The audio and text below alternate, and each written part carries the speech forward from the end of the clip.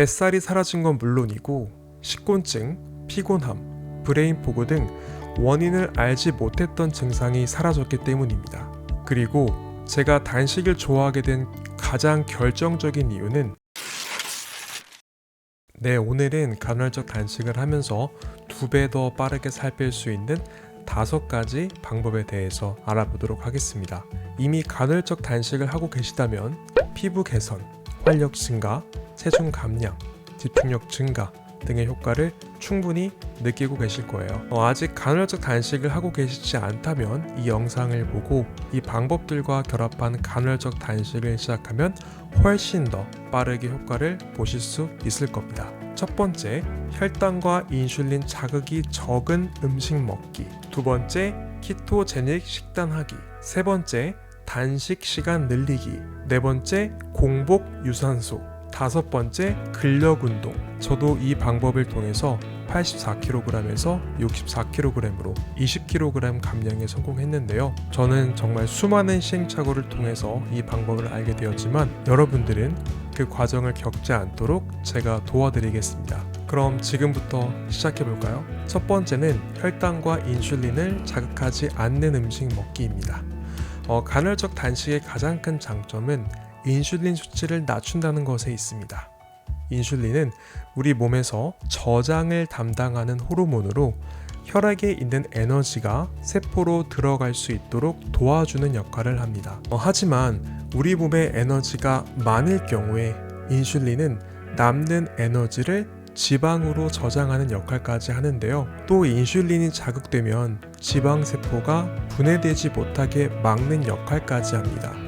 이 때문에 인슐린 수치가 낮아진다는 것은 체지방 감소에 효과적이라고 할 수 있습니다. 단식 시간 동안 인슐린 수치가 낮아지는데 식사 시간에 계속 인슐린을 자극하는 음식을 먹는다면 어떻게 될까요?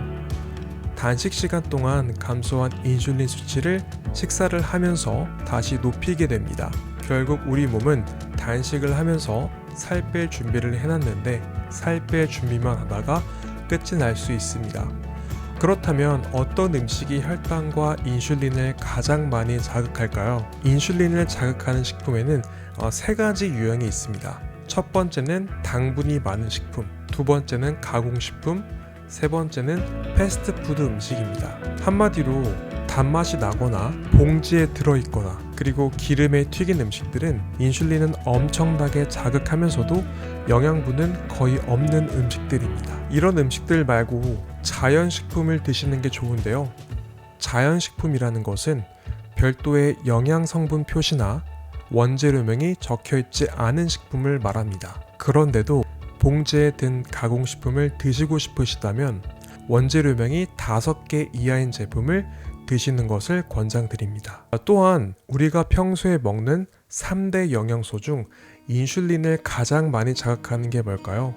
바로 탄수화물입니다. 탄수화물이 가장 인슐린을 자극하고 그 다음이 단백질 그리고 지방은 거의 인슐린을 자극하지 않습니다. 따라서 단식 시간이 끝난 후에 식사 시간이 되었을 때는 채소와 양질의 지방을 드시고 그 다음에 계란과 고기 등의 단백질 그리고 마지막으로 약간의 탄수화물을 드시는 게 좋습니다. 이렇게 먹는 순서를 지킨다면 훨씬 더 빠른 체중 감량 효과를 보실 수 있을 겁니다.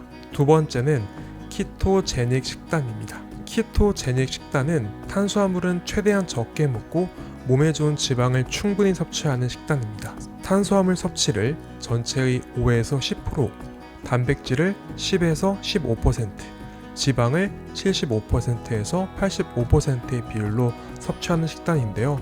이 비율을 반드시 지켜야 한다기보다는 탄수화물은 최대한 적게 먹고 지방을 최대한 많이 먹는 식단이라고 생각하시면 되겠습니다. 저도 키토제닉 식단을 하고 있지만 따로 열량을 계산해서 먹지는 않고 있습니다. 키토제닉과 간헐적 단식은 혈당과 인슐린을 낮게 유지한다는 공통점이 있는데요. 그래서 키토 식단을 하게 되면 우리 몸이 지방을 대사하는 상태이기 때문에 단식이 정말 쉬워지고 단식 후에도 인슐린 수치가 낮게 유지되어 지방 연소 상태를 유지할 수 있습니다. 그렇다고 매일 키토 식단을 유지해야 하는 것은 아닙니다. 저는 일주일에 5일은 키토제닉 식단을, 그리고 이틀은 일반식을 하고 있습니다. 이렇게 적절하게 탄수화물을 섭취해 주어야 키토 대사가 더 효율적으로 일어나고 신진 대사가 더 원활하게 작동합니다. 세 번째는 단식 시간을 늘리기입니다. 단식 상태에 있을 때 우리 몸은 가장 많은 지방을 태우는 상태가 됩니다. 왜냐하면 인슐린 수치도 낮고 칼로리 섭취도 적기 때문입니다. 과거 하루 3끼를 꼬박 챙겨 먹던 저는 한 끼라도 굶으면 큰일 나는 줄 알았는데요. 지금은 하루 2끼를 먹는 것이 일상이 되었습니다. 보통 16대 8 방식으로, 그러니까 16시간 동안은 단식을 하고 8시간 동안만 식사를 하고 있는데요. 만약 간헐적 단식에 몸이 익숙해진 상황이라면 단식 시간을 24시간에서 48시간, 그리고 72시간까지 늘려보세요.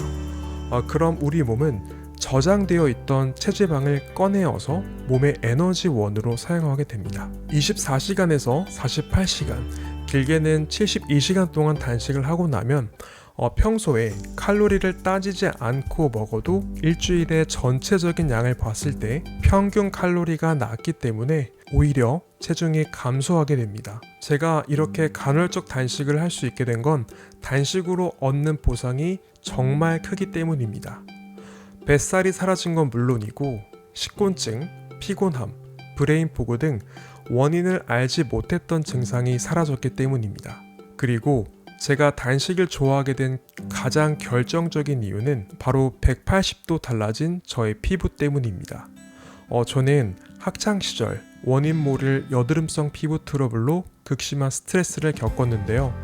단식 후 피부가 정말 좋아졌습니다. 네 번째는 공복 운동입니다. 공복 운동을 하면 우리는 더 많은 지방을 태울 수 있습니다. 공복 운동에 관한 분석 논문이 있습니다. 그 논문을 보면 공복 운동을 한 그룹이 인슐린 수치와 혈당 수치에서 가장 큰 개선을 보였고, 공복 상태에서 운동을 하는 것이 체지방 감소에 더욱 효과적이라는 것이 밝혀졌습니다. 저는 매일 새벽에 10km 달리기를 공복에 진행하고 있는데요.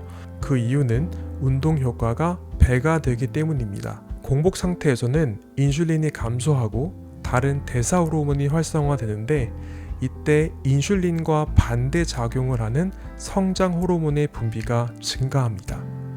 이 성장 호르몬은 체지방을 분해해 에너지를 얻어 체중 감량에 큰 도움이 됩니다. 마지막 5번째인데요. 5번째는 근력 운동입니다. 무거운 무게로 하는 중량 운동을 할 경우 우리 몸은 가장 먼저 탄수화물을 사용하게 됩니다. 그러면서 근육에 저장되어 있던 글리코겐 양이 줄어들게 되죠. 글리코겐이 다 떨어졌을 경우 우리 몸은 대체 에너지원으로 지방을 사용하게 되는데요. 우리 몸이 중량 운동을 하면서 지방을 사용하게 될 경우 우리는 체지방 감소에 큰 도움을 받을 수 있습니다. 우리가 근력 운동을 해야 하는 이유는 멋진 근육을 만들기 위해서만이 아닙니다. 우리가 중량 운동을 하게 되면 맨 처음 간과 근육에 저장되어 있던 글리코겐을 먼저 소모하게 됩니다. 그러고 나서 지방을 연소하게 되는데, 이 과정을 단축시켜서 체지방 분해가 더 빠르게 일어나도록 합니다. 또한 근력 운동으로 근육이 성장하면 우리 몸에 저장할 수 있는 탄수화물의 양이 늘어나기 때문에 같은 양의 탄수화물을 먹어도 지방으로 저장되는 양이 줄어들게 됩니다. 따라서 지방이 잘 쌓이지 않는 몸이 되는 거죠. 오늘은 간헐적 단식을 하면서 2배 더 빠르게 살 뺄 수 있는 5가지 방법에 대해서 알아보았습니다. 마지막으로 정리해 드리자면, 첫 번째, 혈당과 인슐린 자극이 적은 음식 먹기. 두 번째, 키토제닉 식단하기. 세 번째, 단식 시간 늘리기. 네 번째, 공복 유산소. 5번째, 근력 운동. 여러분의 상황에 맞춰서 이 5가지 방법을 다 하실 수 있으면 해보시고요. 만약 여의치 않으시다면 한 가지씩 해보시는 것을 추천드립니다. 이 5가지 방법을 통해서 좀 더 빠르고 효율적으로 다이어트에 성공하시길 응원하겠습니다. 이 영상이 도움이 되셨다면 좋아요를 눌러주시고요. 앞으로 이런 좋은 정보를 받아보고 싶으시다면 구독 버튼을 눌러주시면 감사하겠습니다. 그리고 혹시 질문이 있으시다면 아래 댓글로 남겨주세요. 그럼 저는 다음 영상에서 뵙겠습니다. 감사합니다. 오프엘이었습니다.